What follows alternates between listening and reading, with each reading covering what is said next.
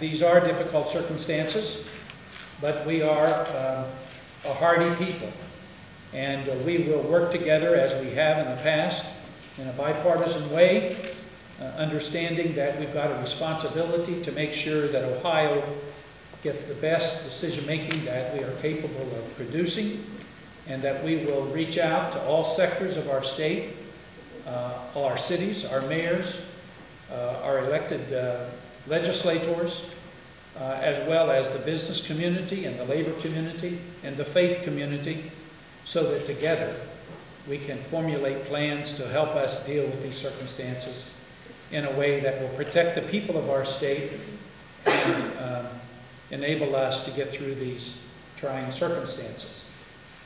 Having said that, I will receive any comments or questions that you may have, and Harry and the Lieutenant Governor are here with me. Governor, when do you tap the rainy day fund? I mean, do you think you can make it out of this current budget year with it intact?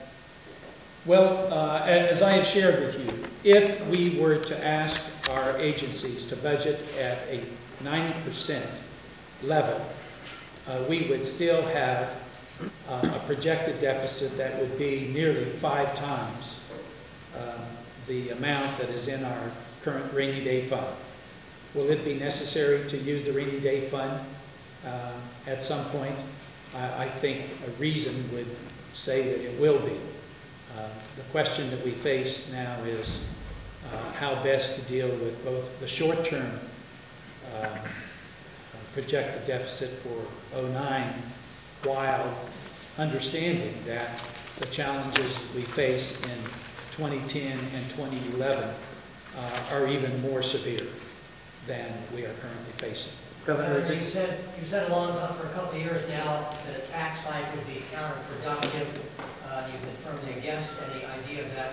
Are you giving any consideration to changing that statement? No. Because? Because I think a tax hike under these circumstances could be counterproductive. So I have maintained and continue to maintain that position. And does that also apply to fees, or does it just apply to the major taxes? I am not in a position to as I said to some of my staff yesterday, I am not a prophet. I don't know exactly what the future is going to hold. We are trying to make projections as accurately and as carefully and as transparently as possible. But we will obviously be confronted with tough choices, and when the time comes to make those choices, I will look at those possible areas to get additional resources, but no decision has been made at this point.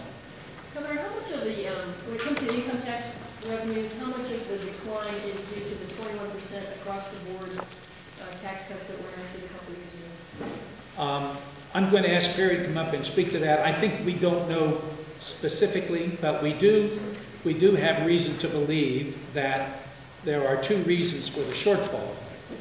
One, and by far the most important and the most significant, is the overall national economy and the recession that has beset over half the states and threatens to consume 49 of the 50 states. That is the greatest cause of the shortfall, but there obviously would be some impact based upon the reduction of the personal income tax over time.